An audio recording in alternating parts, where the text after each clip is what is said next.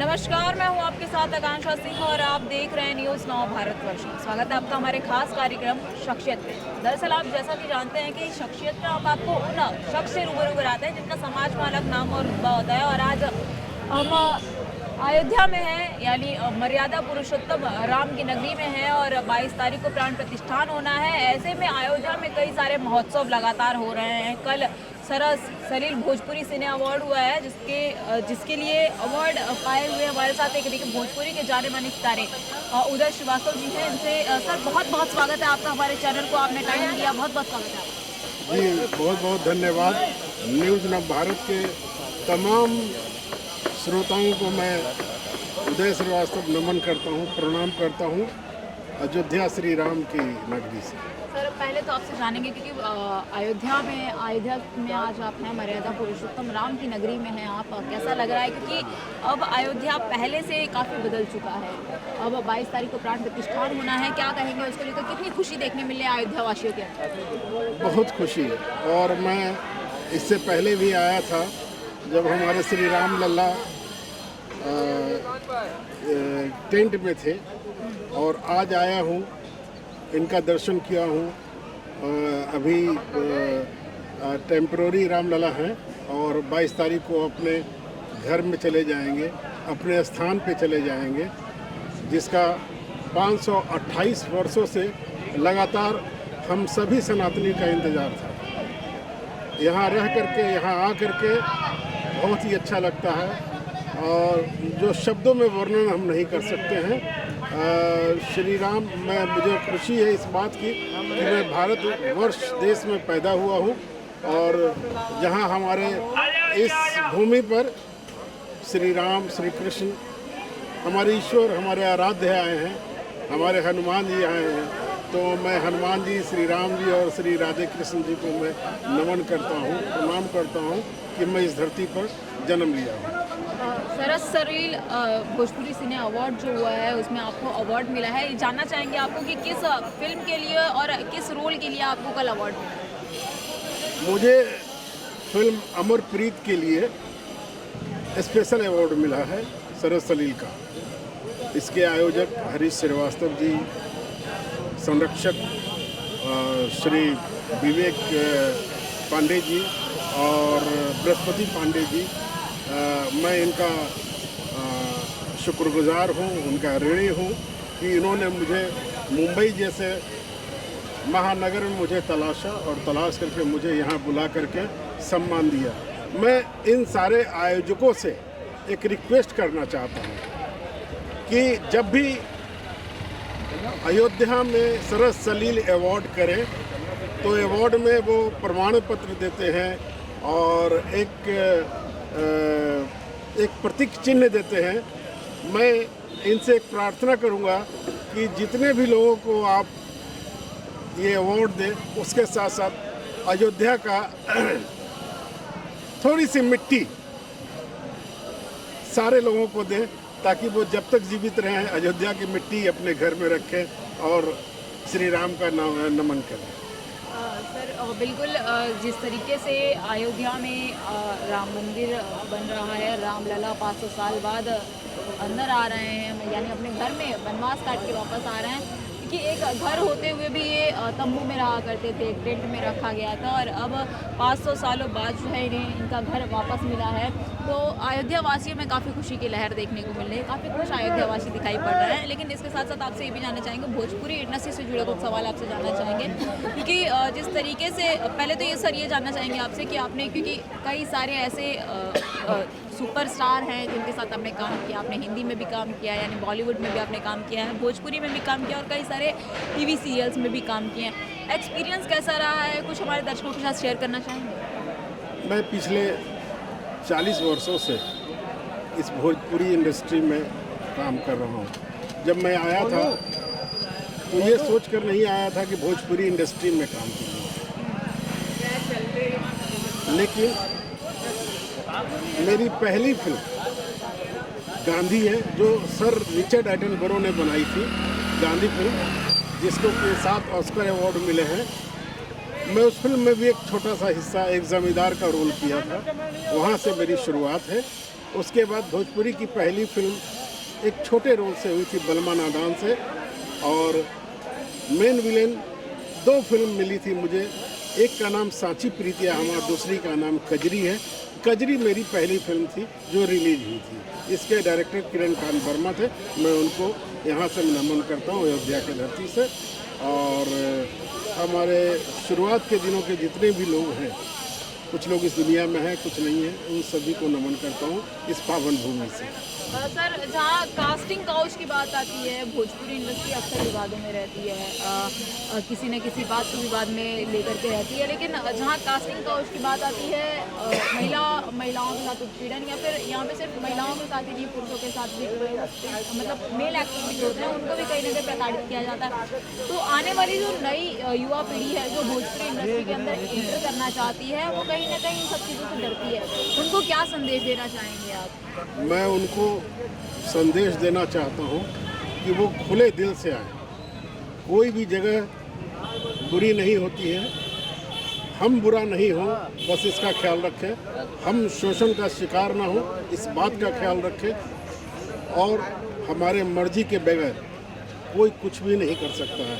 हमारा इंडस्ट्री, चाहे वो बॉलीवुड हो, बॉलीवुड हो, भोजीवुड हो, ये सारे इंडस्ट्री बहुत ही खूबसूरत है। जब हम फिल्म देखते हैं ना, तो बहुत सारे दिक्कतों का सामना करना पड़ता है, हम उस पर कोई नहीं ध्यान देते हैं। हम 5000 लोग कैमरे के पीछे रहते हैं, तब जा कर के फिल्म आती है। और रहा लड़कियों की बात, तो लड़कियां, ये कुछ घटनाएं अगर छोड़ दिया जाए तो किसी के मर्जी के बिना कोई भी डायरेक्टर, प्रोड्यूसर, एक्टर कोई कुछ नहीं कर सकता है। ये मैं अच्छी तरह से जानता हूँ। आप कितना कॉन्फिडेंट है? कुछ लोग स्वयं चाहते हैं कि मैं शॉर्टकट रास्ता, जीवन में कोई शॉर्टकट रास्ता नहीं होता है। आपको सही रास्ते पे, सही मार्ग पे चलने के बाद आपको कुछ मिलता है। मैंने 40 साल इंडस्ट्री में काम किया, 300 से ऊपर फिल्में, 50 से ऊपर टीवी सीरियल। उसके बाद पहली बार अयोध्या में सरल सलील अवार्ड पहली बार मुझे मिला है। क्या मैं एक्टिंग इतने फिल्मों में मैं नहीं जानता था? लेकिन खैर, हकीकत कुछ भी हो, मुझे अपने मेहनत पे भरोसा था। और श्री राम के धरती से मेरी शुरुआत होने वाली थी, यहीं से शुरू हुआ। तो जय श्री राम कहते हुए, और किसी भी लड़की को, किसी भी लड़के को आने के लिए कहीं कोई दिक्कत नहीं है, बशर्ते आप में टैलेंट जरूर होना चाहिए। आप अच्छे डांसर होना चाहिए। आपको लड़की हैं, हीरोइन बनना है तो अच्छे डांसर होने चाहिए। अगर आप अच्छे कलाकार हैं तो थिएटर में सीख करके आए। बिना सीखे आकर के समंदर में आप सोचिएगा कि हम सेक्रीफाइस करके और हीरोइन बन जाए और हीरो बन जाए, तो भाई साहब, जीवन में कोई शॉर्टकट रास्ता नहीं होते हैं। मत आइएगा, अपने माता पिता के सपनों को और अपने सपनों को चकनाचूर मत कीजिएगा। मैं इस अयोध्या के भूमि से, मैं आपके जितने भी व्यूअर्स हैं, दर्शक हैं न्यूज़ नव भारत के, उनको मैं ये बात शेयर करता हूँ। सर बिल्कुल, मैं भी आपसे जानना चाहूँगी कि जिस तरीके से आजकल सोशल मीडिया का क्रेज़ बहुत ज़्यादा देखने को मिल रहा है, ऐसे में लोग सोचते हैं कि हम रील बना करके या फिर हम सोशल मीडिया का प्लेटफॉर्म एक ट्रैक है और इस ट्रैक से जो है हम आगे बढ़ेंगे, और कहीं ना कहीं वो लोग भी गलत संगत में पड़ जाते हैं, या फिर मतलब सोशल मीडिया के ट्रैक पर जाते जाते वो रियल लाइफ से एक्टिंग फिल्म इंडस्ट्री में एंटर करना चाहते हैं, और मतलब एक गलत संगत का असर पड़ जाता है, फिर कहीं एक गलत ट्रैक पकड़ लेते हैं। उनको क्या संदेश देना चाहेंगे कि रियल लाइफ जो होती है, यानी सोशल मीडिया से आपको फिल्म इंडस्ट्री में आने के लिए किन किन चीज़ों का सामना करना पड़ता है, कैसे ये सफ़र रहा है, क्योंकि आपको काफ़ी सालों का जो है एक्सपीरियंस है, तो क्या कुछ संदेश देंगे? देखिए, मैं यही संदेश दूंगा कि कुछ भी जब नया चीज़ आता है तो उसको सहर्ष स्वीकार करना चाहिए। सोशल मीडिया को हमको सहज स्वीकार करना चाहिए। और हम भोजपुरी इंडस्ट्री में कुछ लोगों को मैं जानता हूँ कि इस मीडिया से वो गाने गा करके आ करके और आज भोजपुरी के टॉप के हीरो हैं, चाहे वो दिनेश लाल यादव निरहुआ हो, पवन सिंह हो, ये और या खेसारी लाल यादव भी हो, ये सारे लोग गाना गा करके आए हैं, सोशल मीडिया से आए हैं, वहाँ से चल कर, लेकिन मेहनत करके आए हैं। ये 24 घंटा में 24 घंटा मेहनत करते हैं, जी तोड़ मेहनत करते हैं। आज खेसारी लाल के गले में सोने का सिकड़ी देखकर लोगों को तो लगता है कि मेरे भी गले में चेन आ जाए, लेकिन उसके गले के और पाँव के छालों को किसी ने नहीं देखा है। जो आज सिर्फ वो देखते क्या है, गले में सोने का चेन है, गाड़ी है, फॉर्च्यूनर है, अरे हम भी जाएंगे, हम भी करेंगे। नहीं, हम नए चीज़ का स्वागत करते हैं। हम जो भी नया चीज़ है वो स्वागत के योग्य है। लेकिन मैं सारे लोगों को बोलता हूँ कि शॉर्टकट जीवन में कुछ नहीं है और कभी नहीं है। सर एक डायलॉग चाहेंगे कि एक डायलॉग आप अपने फिल्म का जो आपका मतलब पसंदीदा डायलॉग हो, जो आपको बहुत ज़्यादा, क्योंकि आपने इतनी फिल्में दी हैं, इतने सीरीज़ दिए हैं, आपके कोई ना कोई ऐसा डायलॉग होगा तो जो सीधा आपके दिल पर लगता होगा कि नहीं मुझे ये डायलॉग बहुत पसंद है, तो ऐसा कोई डायलॉग? देखिए, मैं दो अलग अलग चीज़ का सुनाता हूँ। आपने एक कहा, मैं दो सुनाता हूँ। एक आदमी जो गांधी के बताए हुए रास्ते पे अहिंसा के मार्ग पे चलना चाहता है, लेकिन उसको आज कुछ नहीं मिला, उसकी सारी ऐसी तैसी तहस नहस हो गई है। तो वो गांधी के मूर्ति के पास जाता है और अपनी अहिंसा का चोला उतार देता है और गांधी से कहता है कि मैं जानता हूँ ये जानकर तुम्हें बहुत अफसोस होगा कि जिंदगी भर तुम्हारे नक्श कदम पे चलने वाला तुम्हारा ये शागिर्द आज अहिंसा का चोला उतार कर अपने हाथों में हिंसा का हथियार उठा लिया। मैं कोई भगवान शंकर नहीं हूं जो जहर पीकर मुस्कुराऊं। मैं अब तुम्हारी तरह एक गाल में थप्पड़ खाने के बाद दूसरा गाल भी आगे नहीं बढ़ा सकता, इसलिए कि किसी ने तुम्हारे छोटे भाई का तुम्हारे आंखों के सामने बड़ी बेरहमी से कत्ल न किया होगा। तुम्हारा बच्चा कभी दूध के लिए बिलक बिलक कर रोया ना होगा और तुम्हारी माँ दबाव के बगैर एड़िया घिस घिस कर मरी ना होगी। मेरे इन आंखों की तरफ देखो मेरे इन आंखों की तरफ। आज तुम्हारे सारे सपनों ने दम तोड़ दिया है। अहिंसा के पुजारी, मैं तुम्हारी सौगंध खाकर कहता हूँ, पाप की इस धरती पर हिंसा की वो नदी बहाऊंगा जिसके बाढ़ में सारे पापी बह जाएंगे। Good bye Gandhi, good bye.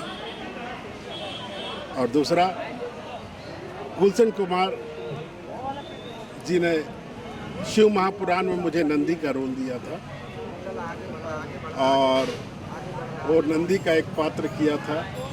बाबू भाई मिस्त्री उसके डायरेक्टर थे और उस फिल्म से उस सीरियल से मैं एक छोटा सा कि जब शिव जी पार्वती जी को मना करते हैं कि बिना बुलाए हुए अपने बाप के घर किसी भी देहाता औरत को नहीं जाना चाहिए, तो माता सती नहीं मानी। उन्होंने कहा कि मेरे पिताजी राजा दक्ष इतना बड़ा यज्ञ कर रहे हैं, सारे देवताओं को निमंत्रण दिया है और मेरे स्वामी को नहीं बुलाया है, तो मैं तो जाऊंगी। और औरत जिद करे और पति ना माने, ऐसा हो नहीं सकता है। तो शिव जी भी उन्होंने कहा कि ठीक है, तुम नंदी के साथ चली जाओ। जब मैं माता सती के साथ राजा दक्ष के द्वार पे पहुंचता हूं तो वहाँ राजा दक्ष खड़े होते हैं और माता सती को बहुत अपमानित करते हैं। वो कहते हैं कि तुम यहाँ क्यों आई हो, तुमको किसने बुलाया? मैंने तो नहीं बुलाया, फिर बिना निमंत्रण दे हुए तो क्यों आई हो मेरे पास? जो नंदी का वो मोमेंट था, वो जो आपका सीन था, उसको कितना समय लगा था आपको समझने के लिए, उस फीलिंग को लाने के लिए? क्योंकि एक भगवान का आपको रोल करना था, कितना समय लगा था, कितना आसान था और कितना मुश्किल था? देखिए, क्या होता है कि हम लोग पानी की तरह होते हैं, जिस पात्र में हमको लोग ले जाते हैं उस पात्र में ढल जाते हैं और अपने आप को समाहित कर लेते हैं। सबसे पहले मैं उस कैरेक्टर को आवाहन करता हूँ, जो मैं एक्ट करता हूँ, उस कैरेक्टर को आवाहन करता हूँ कि मुझे नहीं पता है, मैंने आपको देखा नहीं है और मैं आपको जानता नहीं हूँ, लेकिन लेखक के कागज़ पे लिखे शब्दों को आत्मा देना मुझे अच्छा लगता है और मैं कोशिश करता हूँ कि उनके लिखे हुए शब्द को आत्मा दूं और मैं डायरेक्टर का एक्टर हूँ, जैसा चाहते हैं मैं करता हूँ। इंडस्ट्री देखिए, भोजपुरी इंडस्ट्री, मेरा आखिरी सवाल है आपसे कि भोजपुरी इंडस्ट्री दिन पर दिन जो है वो ग्रोथ करती जा रही है। अब भोजपुरी की कंपेयर जो है बॉलीवुड और टॉलीवुड से भी होने लगी है, तो कहाँ देखते हैं आगे चल के भोजपुरी को, किस लेवल पर आप देखते हैं? भोजपुरी बहुत ऊंचाई पे जाएगी पहले से। मुझे याद है कि मैंने एक फिल्म की थी दिलवा पर केहू की जोर नहीं, और दूसरी फिल्म रिलीज हुई थी महुआ, जिसमें लालू प्रसाद यादव बिहार के मुख्यमंत्री जी ने काम किया था। और उससे पहले 8 वर्षों तक किसी भी भोजपुरी फिल्म का सेंसर नहीं हुआ था। तब 1-2 फिल्में बनती थी। अब तो OTT पे भी सर रिलीज होने लगी हैं फिल्में जो हैं, अब OTT प्लेटफॉर्म पे भी भोजपुरी की रिलीज होने लगी हैं। हाँ, थोड़ा सा प्रॉब्लम हुआ है कि जो सिंगल सिनेमा थे वो टूट गए हैं, और कोई दिक्कत नहीं है। देखिए, घर में भी परेशानियां आती है, परिवार के बीच में सॉल्व होता है। हमारी इंडस्ट्री में भी हुआ है और कई सेट हमने देखे हैं।